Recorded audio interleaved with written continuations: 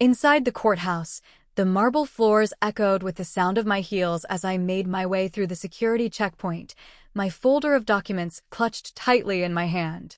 The bailiff directed me to courtroom 3, where I could see my siblings already seated with their attorney, their heads bent together in what appeared to be last-minute strategy discussions. They glanced up as I entered, and I caught the mixture of determination and pity in their expressions, as if they were preparing to watch me finally face the consequences of what they believed to be years of poor decisions.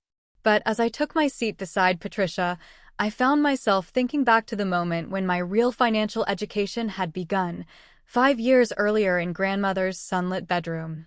She had been recovering from her first stroke, frustrated by her physical limitations, but with her mind still sharp and focused. I had been reading to her from the financial section of the newspaper when she had suddenly interrupted me, pointing to an article about a technology company that was planning to go public. "That company is going to change everything," she had said, her voice carrying the same certainty she once used when predicting weather patterns or identifying the best time to plant her garden. "Most people don't see it yet, but the applications for their software are going to explode over the next decade." I had asked her how she could be so confident about a company that most analysts were treating as a risky startup, and she had smiled that knowing smile that I would come to associate with her greatest investment insights. "Sarah," she had said, pulling herself up straighter in her hospital bed, "the secret to building wealth isn't about following what everyone else is doing. It's about seeing patterns before they become obvious, about understanding human nature and technological trends before they converge into profitable opportunities." She had spent the next hour explaining the fundamentals of market analysis, teaching me to look beyond the surface numbers to understand the underlying forces that drive real growth. That conversation had sparked something in me that I hadn't even known existed. While my family assumed I was simply keeping grandmother company during her recovery, I was actually receiving an intensive education in finance and investing that would have cost thousands of dollars at any university. Grandmother had built her wealth over decades of careful observation and strategic thinking, and she was passing that knowledge to me in afternoon conversations that my family dismissed as simple visits with an elderly relative. During those months of grandmother's recovery, I had begun to understand why she had chosen to live so modestly despite her substantial assets. She had learned that visible wealth often attracted unwanted attention, family pressure, and requests for financial assistance that could complicate relationships and compromise investment strategies. She had preferred to let people assume she was simply a frugal elderly woman, while quietly building a portfolio that would eventually provide security for generations. The first investment I had made using grandmother's guidance had been in that same technology company she had identified from the newspaper article. I had used $5,000 from my savings account, money I had accumulated from years of working part-time jobs while caring for her. My family had assumed I was struggling financially during this period, but I had actually been living below my means deliberately, saving every possible dollar for the investment opportunities that grandmother was teaching me to recognize. When that technology stock had doubled in value within 6 months, I had felt the same rush of excitement that grandmother described from her early investing successes. But more importantly, I had begun to understand that I possessed the same analytical mind and patient temperament that had made her successful. I had discovered that I could research companies, understand market trends, and make calculated decisions about where to invest my growing capital. The success of that first investment had given me the confidence to begin expanding my activities. I had started spending my mornings researching potential investments, learning to read financial statements, and understand industry trends. I had developed relationships with online brokers, financial advisors, and investment analysts who respected my growing expertise. Within a year, I had diversified my portfolio to include stocks in multiple sectors, bonds, and even a small position in commodities. But throughout this period, I had been careful to maintain the same modest lifestyle that had always characterized my daily routine. I continued to drive my old Honda Civic, live in my small apartment, and dress simply when attending family gatherings. My siblings had interpreted this consistency as evidence that nothing significant had changed in my financial situation, when in reality I was deliberately avoiding any displays of wealth that might prompt uncomfortable questions or family tensions. The real acceleration in my financial growth had come 2 years later, when I had identified an opportunity in residential real estate that perfectly matched grandmother's investment philosophy. I had noticed that properties in certain neighborhoods were undervalued due to temporary economic conditions, but that the fundamentals of location, school districts, and infrastructure development suggested significant appreciation potential over the medium term. Using profits from my stock investments, I had purchased my first rental property, a modest duplex in a neighborhood that was just beginning to show signs of gentrification. The property had required some renovation work, which I had managed carefully to stay within budget while maximizing the potential rental income. Within 6 months, I had secured reliable tenants and was generating monthly cash flow that exceeded my living expenses. That success had led to additional real estate investments, each one carefully researched and strategically selected based on the principles grandmother had taught me about long-term value creation. I had purchased properties in 3 different states, always choosing locations where I could identify clear catalysts for future appreciation. My real estate portfolio had grown to include single-family homes, small apartment buildings, and even a small commercial property that housed a successful local business. Meanwhile, my family had continued to worry about my financial stability, completely unaware that I was generating more monthly income from my investments than Marcus was earning from his corporate job. They had assumed that my calm demeanor about money was evidence of either denial or resignation, when in reality I was simply experiencing the peace of mind that comes from true financial security. The most significant expansion of my business activities had occurred just 18 months ago, when I had begun providing seed funding for startup companies. I had connected with entrepreneurs through my network of financial advisors and business contacts, identifying young companies with innovative products and experienced management teams. My first startup investment had been in a company developing sustainable packaging solutions, a sector that I had recognized as having tremendous growth potential. That investment had returned 5 times my initial capital within a year, when the company had been acquired by a major corporation seeking to expand their environmental initiatives. The success had established my reputation as a savvy angel investor, leading to opportunities to participate in additional startup funding rounds. I had invested in companies developing medical devices, educational software, and renewable energy solutions, building a portfolio of high-growth investments that complemented my more stable real estate and stock holdings. But perhaps the most ironic aspect of my financial success was that I had used grandmother's own investment philosophy to build wealth that far exceeded what she had accumulated over her lifetime. I had taken her teachings about patience, research, and strategic thinking and applied them to modern investment opportunities that she could never have imagined. My technology investments had benefited from the digital revolution. My real estate holdings had appreciated during a period of unprecedented growth. And my startup investments had capitalized on innovation cycles that were accelerating every year. The total value of my investment portfolio had reached $3.2 million by the time my siblings had filed their lawsuit, making their concerns about my ability to manage an $800,000 inheritance almost laughably misplaced. I owned more real estate than both of them combined, had more liquid assets than they could imagine, and was generating passive income that would allow me to live comfortably for the rest of my life without ever needing traditional employment. Yet I had maintained the same quiet lifestyle that had always defined my daily routine, partly out of respect for grandmother's example and partly because I had discovered that I genuinely preferred simplicity to ostentation. I had no desire to own expensive cars, designer clothes, or luxury homes that would serve mainly as status symbols. My satisfaction came from the intellectual challenge of identifying profitable investments and the security of knowing that I had built something substantial and lasting. The legal challenge that Marcus and Jennifer had initiated had forced me to confront the growing disconnect between my family's perception of me and my actual financial reality. For years, I had allowed them to maintain their assumptions partly out of humility and partly because I had hoped to avoid the complications that often accompany family wealth. But their lawsuit had made it clear that my discretion had been interpreted as deception, and that their concern for my welfare had transformed into suspicion about my motives.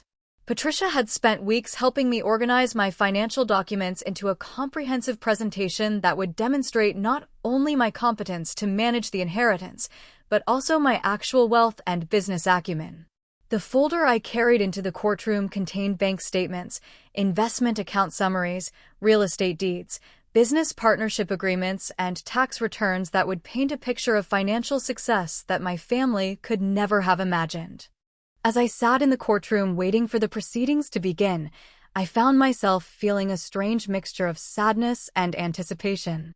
I was sad that my relationship with my siblings had deteriorated to the point where legal action had become necessary, but I was also anticipating the moment when the truth would finally be revealed. For too long, I had allowed my family to underestimate me, to assume that their loud achievements were more valuable than my quiet success. The judge entered the courtroom precisely at 9 o'clock, a dignified woman in her 50s with silver hair and penetrating eyes that seemed to take in everything at once. Judge Martinez had a reputation for fairness and thoroughness, qualities that Patricia had assured me would work in our favor once the actual facts of the case were presented.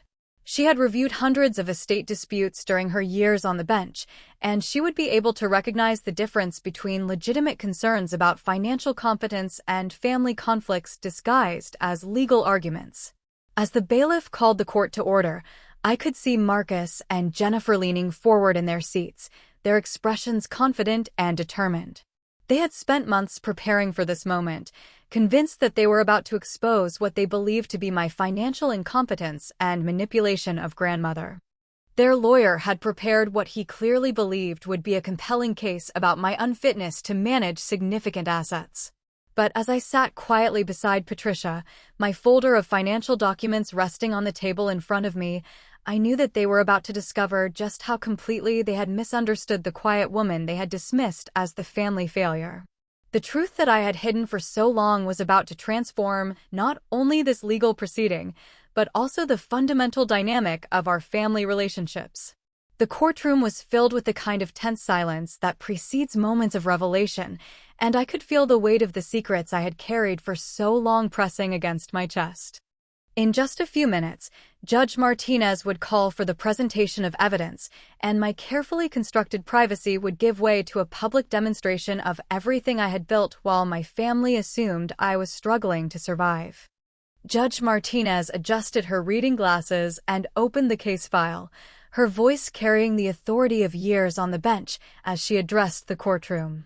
We are here today to consider the petition filed by Marcus Chin and Jennifer Chin Williams challenging the last will and testament of Mrs. Eleanor Chin, specifically regarding the inheritance of residential property by the defendant, Sarah Chen. The petitioners claim that the defendant lacks the financial competence to manage this inheritance and that undue influence was exerted over the deceased during the formation of her final will. Marcus and Jennifer's attorney, a polished man in an expensive suit, rose to present their opening argument. He painted a picture of me as someone who had isolated grandmother from the rest of the family, taking advantage of her declining health to manipulate her into changing her will. He described my modest lifestyle, my lack of traditional employment, and my apparent financial struggles as evidence that I was either unfit to manage substantial assets or had obtained them through improper means. "Your Honor," he said, gesturing toward me with barely concealed disdain, "the defendant has no demonstrated history of financial responsibility or business acumen. She has lived a marginal existence, depending on part-time work and family support, while avoiding the kinds of employment and investment activities that would prepare someone to manage an estate worth nearly $800,000. The will in question represents a dramatic departure from Mrs. Chen's previous intentions to divide her estate equally among her 3 grandchildren." As he continued his presentation, I could see my siblings nodding in agreement, their faces reflecting their absolute conviction that they were fighting a righteous battle against my supposed incompetence. They had invested so much emotional energy in their narrative about my financial irresponsibility that they seemed genuinely unable to consider any alternative explanation for my lifestyle choices. When their attorney finished his opening statement, Judge Martinez turned to Patricia with a calm expression that revealed nothing about her initial impressions of the case. Patricia rose gracefully, her own folder of documents considerably thicker than what the opposing counsel had presented. "Your Honor," she began, her voice carrying quiet confidence, "this case represents a fundamental misunderstanding of the defendant's actual financial situation and business capabilities. The petitioners have built their entire argument on assumptions about Ms. Chen's financial competence based on her lifestyle choices and career decisions. However, as the evidence will clearly demonstrate, Ms. Chen has actually established herself as a sophisticated investor and business owner with a track record of financial success that far exceeds what the petitioners have achieved in their own careers." Patricia's words seemed to hang in the air for a moment, and I could see confusion beginning to replace confidence on Marcus and Jennifer's faces. They had expected their lawyer to demolish any defense I might attempt, but Patricia's calm certainty suggested that we possessed information they had never considered. "Your Honor," Patricia continued, "I would like to present the court with a comprehensive overview of Ms. Chen's actual financial portfolio and business activities. With your permission, I will demonstrate that not only is she competent to manage the inheritance in question, but she has already built an investment empire that makes this inheritance a relatively small addition to her existing wealth." Judge Martinez nodded her approval, and Patricia opened her folder to reveal the first set of financial documents. "These are Ms. Chen's current investment account statements," she announced, handing copies to the judge and the opposing counsel. "As you can see, Ms. Chen maintains diversified investment portfolios with 3 major brokerage firms, with a combined value of approximately $1.8 million. The silence in the courtroom was immediate and complete.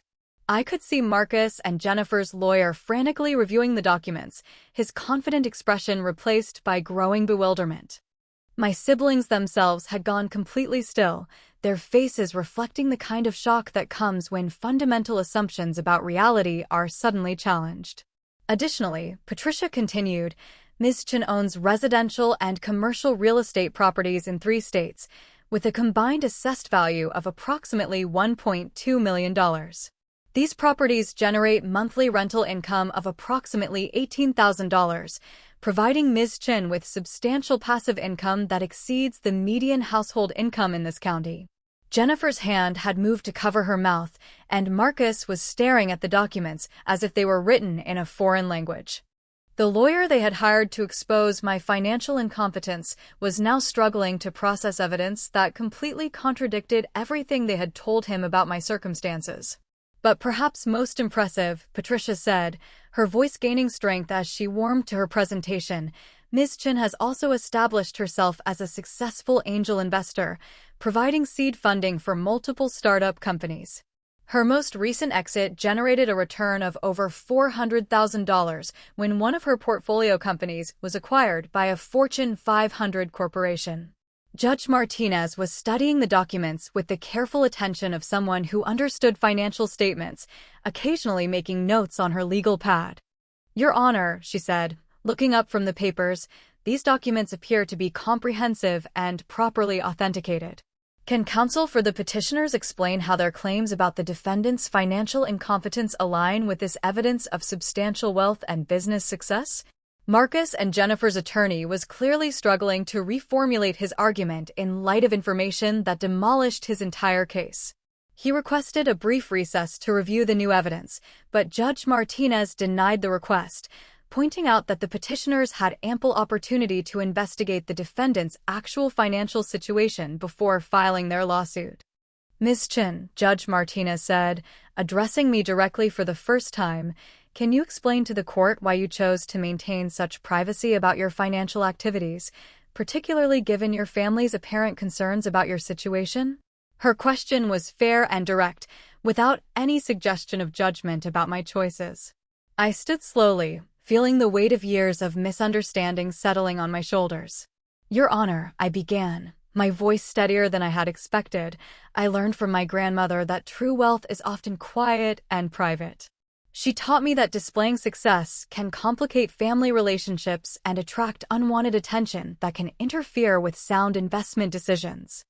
I chose to live modestly not because I lacked resources, but because I believed that simplicity and discretion were more valuable than public displays of wealth." My grandmother shared her investment knowledge with me during her final years, and I was able to use those lessons to build something substantial. I never intended to deceive my family, but I also never felt the need to justify my lifestyle choices or prove my financial competence to people who had already formed their opinions about me. Judge Martinez nodded thoughtfully, then addressed the courtroom with the kind of finality that comes from years of resolving complex family disputes. Based on the evidence presented today, it is clear that Ms. Sarah Chen possesses not only the financial competence to manage the inheritance specified in Mrs. Eleanor Chen's will, but has demonstrated business acumen and investment success that far exceeds what would be required for such management. The petitioner's claims about undue influence and financial incompetence are not supported by the evidence. Indeed, the testimony and documentation suggest that Mrs. Eleanor Chen made a wise and informed decision in choosing Ms. Sarah Chen as the inheritor of her property. "The will stands as written, and this empire," she said, gesturing toward my financial documents, "is yours alone." The words echoed in the silent courtroom, and I could see my siblings processing the magnitude of their miscalculation. They had spent months preparing for a legal battle against someone they believed to be financially vulnerable, only to discover that they had challenged someone whose wealth dwarfed their own combined assets.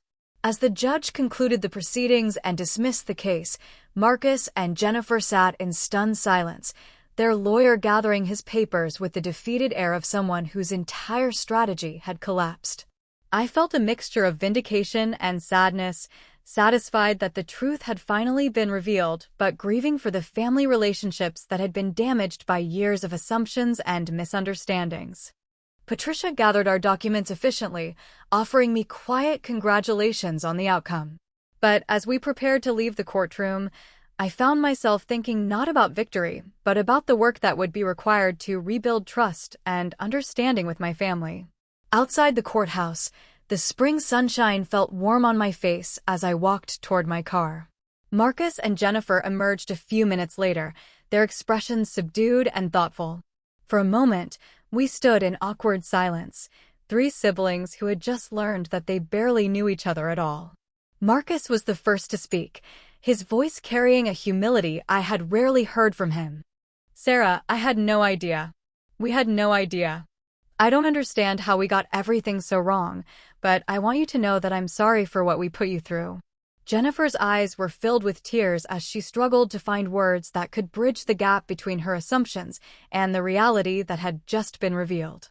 "I feel like such a fool," she whispered. "All these years, we've been worried about you, thinking you needed our help, when you were actually more successful than both of us combined." I looked at my siblings, seeing them clearly for perhaps the first time in years.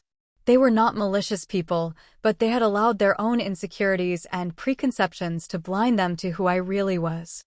Their concern for my welfare had been genuine, even if it had been based on completely incorrect assumptions about my circumstances. "I don't need apologies," I told them, my voice gentle but firm. "I need understanding. I need you to recognize that success can take many different forms, and that the choices I've made have been deliberate and thoughtful, not the result of confusion or lack of ambition." We stood together in the courthouse parking lot, three adults who were finally beginning to see each other as individuals rather than as the caricatures we had carried in our minds. The legal challenge was over, but the real work of rebuilding our relationships was just beginning. Over the following weeks, my family slowly began to adjust to the new reality of who I actually was. Marcus called me several times to ask questions about investing, genuinely curious about the strategies I had used to build my portfolio. Jennifer invited me to lunch, eager to understand how I had managed to hide such significant business activities while maintaining relationships with everyone who had assumed I was struggling. My mother was perhaps the most affected by the revelation, feeling guilty that she had worried about my financial security for so many years. But she was also proud, in a way that reminded me of grandmother's quiet satisfaction when her investments performed well. She began asking me for advice about her own retirement planning, finally recognizing that I possessed expertise that could benefit the entire family. The most significant change was in how family gatherings unfolded. Instead of sitting quietly while others discussed their achievements, I found myself included in conversations about business and investment strategies. My siblings began to value my perspective on financial decisions, and they started to understand that my years of quiet observation had given me insights that their more traditional career paths had not provided. But perhaps the most important outcome was that I had finally learned to value my own accomplishments rather than allowing others to define my worth based on their limited understanding of my choices. I had built something remarkable through patience, intelligence, and careful planning, and I no longer needed external validation to recognize the significance of what I had achieved. The house that grandmother had left me became a symbol of the knowledge and wisdom she had passed down, but it was no longer the most valuable part of my inheritance. The real gift she had given me was the confidence to trust my own judgment and the patience to build wealth slowly and deliberately, regardless of what others might think about my methods. As I drove home from yet another family dinner, where I was finally seen and valued for who I truly was, I reflected on the strange journey that had brought me to this point. The legal challenge that was meant to expose my incompetence had instead revealed my success, and the family conflict that was supposed to divide us had ultimately brought us closer together. I thought about grandmother and how proud she would have been to see that her lessons had taken root and flourished in ways she could never have imagined. She had taught me that true wealth was not about impressing others or proving anything to people who had already made up their minds. It was about building something lasting and meaningful, regardless of whether anyone else understood or appreciated what you were creating. The old Honda Civic carried me home through the quiet streets, past houses filled with families who probably had their own assumptions about success and failure, their own stories of hidden talents and misunderstood ambitions. I had learned that the most powerful victories are often the quietest ones, achieved not through confrontation, but through the simple act of living authentically and allowing truth to emerge when the time is right. In the end, the empire that Judge Martinez had declared to be mine alone was not just a collection of financial assets, but a testament to the power of patience, wisdom, and quiet determination. It was proof that sometimes the person others underestimate the most is the one who understands the true value of building something substantial beneath the surface, away from the noise and judgment of those who mistake visibility for success. They dragged me into court thinking I was broke and helpless, but when the judge looked at my financial statements and said this empire is yours alone, my family's faces went white. The fluorescent lights buzzed overhead in that sterile courtroom, casting harsh shadows across the mahogany benches where my siblings sat with their lawyers, so confident in their case against me. They thought they knew exactly who I was, the family failure who could barely manage her own finances, let alone handle the responsibility of our grandmother's estate. But that morning, as I sat quietly in my simple navy dress with my folder of documents, I carried secrets that would shatter everything they believed about me. Before I share what happened in that courtroom, I want to know you're here with me. Just say listening in the comments or let me know where you are listening from. I love hearing how far my story reaches, especially when it comes to stories about proving people wrong who underestimated us. My family had always seen me as the financial disaster of the Chin family. While my older brother Marcus graduated from business school and immediately landed a corporate job, I had dropped out of college to care for our sick grandmother during her final years. While my sister Jennifer climbed the ladder at her marketing firm, buying designer clothes and posting about her expensive dinners on social media, I lived quietly in a small apartment, driving an old Honda Civic that my family often joked about. They would gather for Sunday dinners at my mother's house, discussing their latest promotions and purchases, while I sat silently at the end of the table, picking at my food and listening to their subtle digs about my lack of ambition. Marcus would shake his head whenever my name came up in family conversations, telling everyone how worried he was about my future. He would say things like, "Sarah just doesn't have the drive that the rest of us have," or "Sarah has always been content with less," as if my quiet lifestyle was evidence of some fundamental character flaw. Jennifer was even more direct in her criticism, often asking me in front of the whole family when I was going to get a real job, when I was going to stop wasting my potential, when I was going to start taking life seriously like the rest of them. My mother, bless her heart, would try to defend me sometimes, but even she harbored deep concerns about my financial stability. She would pull me aside after family gatherings and whisper questions about whether I was managing to pay my bills, whether I needed help with rent, whether I was saving anything for the future. Her worried expressions and gentle probing made it clear that she, like the rest of my family, believed I was one emergency away from financial ruin. The truth was so much more complex than any of them realized. While they saw me as someone who had given up on success, I had actually discovered a different path entirely. During those years caring for grandmother, I had learned things about business and investing that no business school could have taught me. Grandmother had been far more than the sweet old lady who baked cookies and told stories. She had been a shrewd investor, a woman who had quietly built wealth through decades of careful financial decisions. Those long afternoons sitting by her bedside had been my real education. She would tell me stories about the stock market, about real estate opportunities she had seized, about the importance of patience and research in building wealth. She taught me to read financial statements, to understand market trends, to recognize opportunities that others missed. While my family thought I was simply keeping her company, I was actually receiving a masterclass in finance from someone who had turned a modest inheritance into a substantial fortune. After grandmother passed, I had used the small inheritance she left me as seed money for my first investment. It was a modest amount, just enough to buy a few shares of a technology company that I had researched extensively. My family assumed I had spent the money on bills or frivolous purchases, never bothering to ask what I had actually done with it.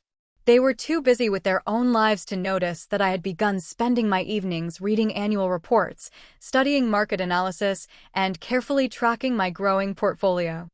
The old Honda Civic I drove was not a sign of financial struggle, but rather a deliberate choice to keep my expenses low while I reinvested my profits.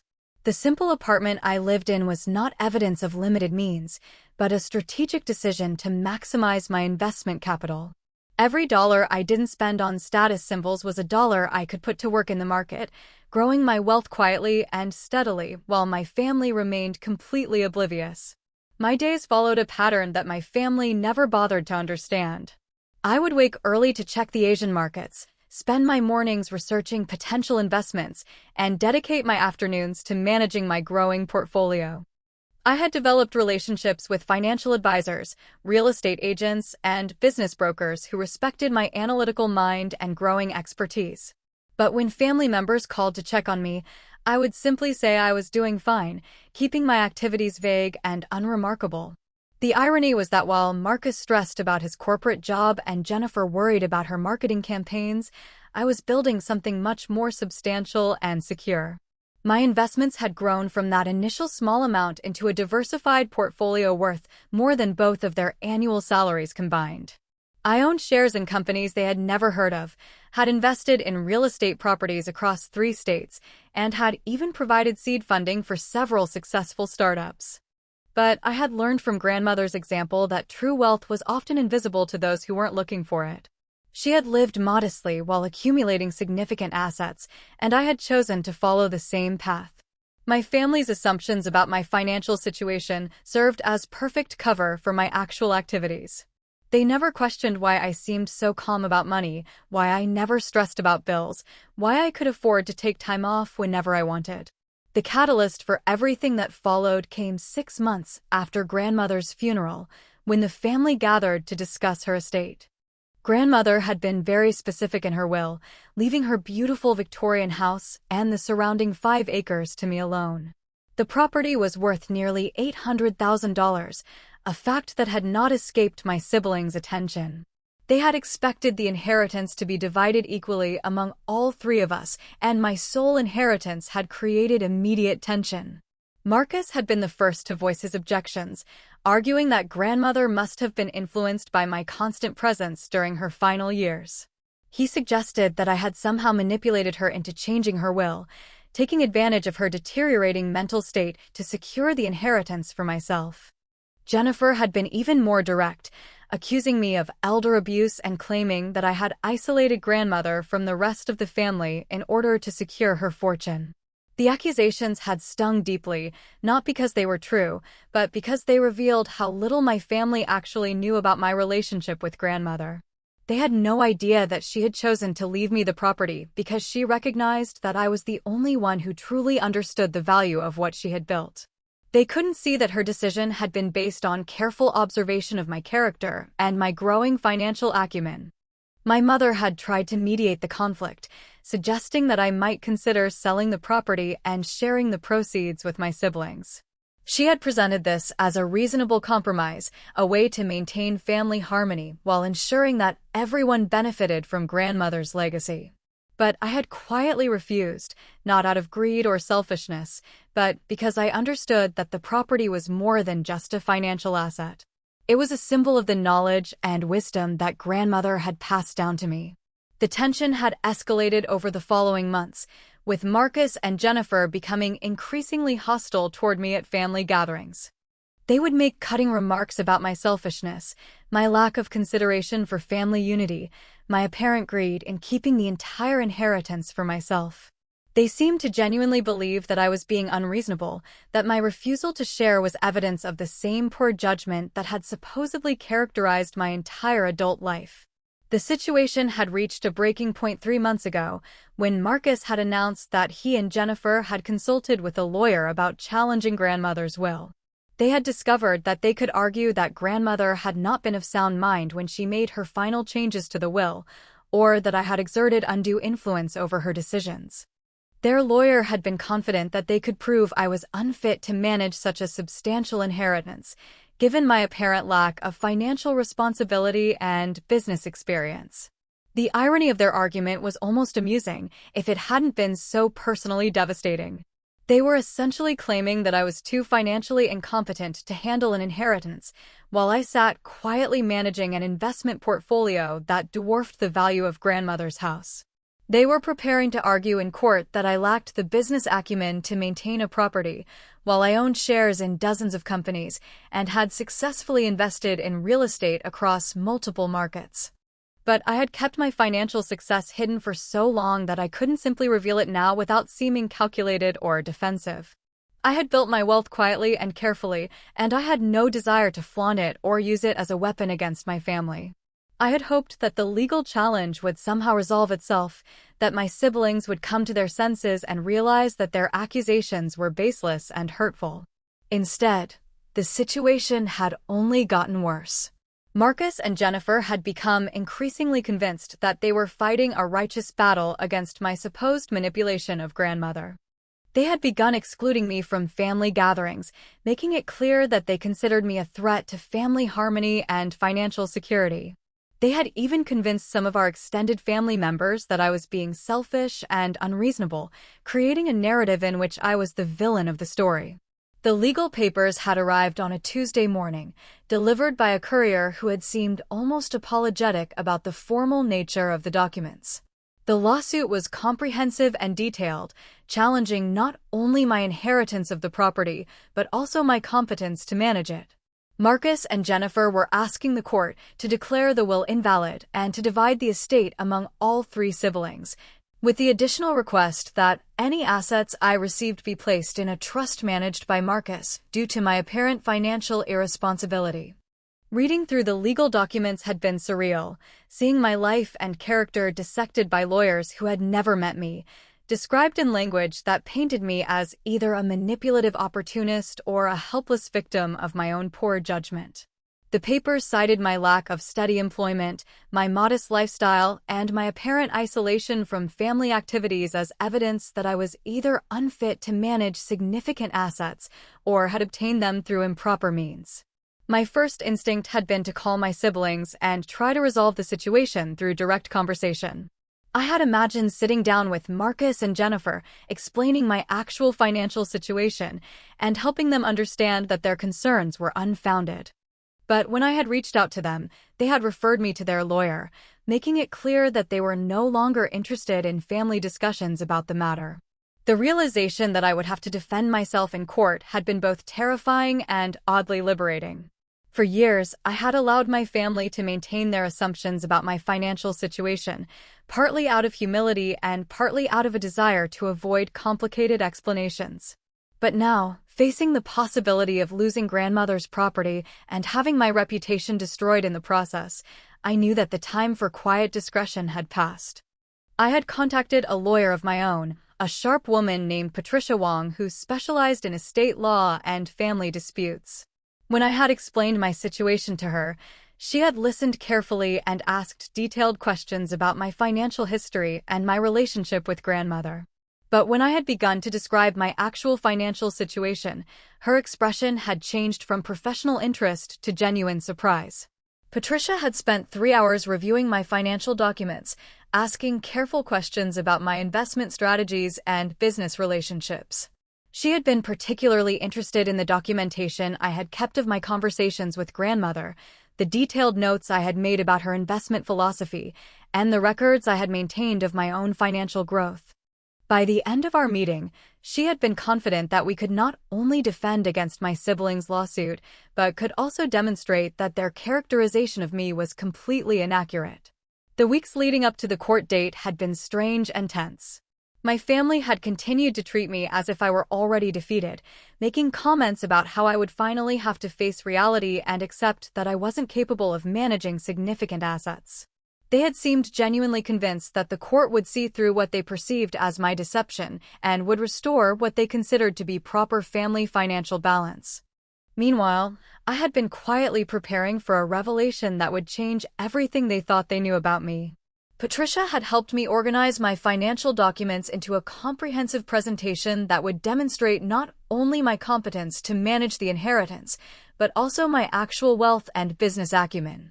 The folder of papers I would carry into the courtroom would contain evidence of an investment portfolio worth more than $3 million, real estate holdings across multiple states, and business partnerships that generated substantial monthly income.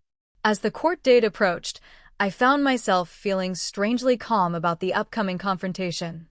I had spent so many years allowing my family to underestimate me, to assume that their loud achievements were more valuable than my quiet success.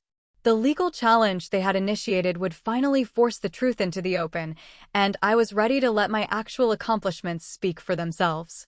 The morning of the court hearing had arrived with unseasonable warmth, early spring sunshine streaming through my apartment windows as I dressed carefully for what I knew would be a pivotal day.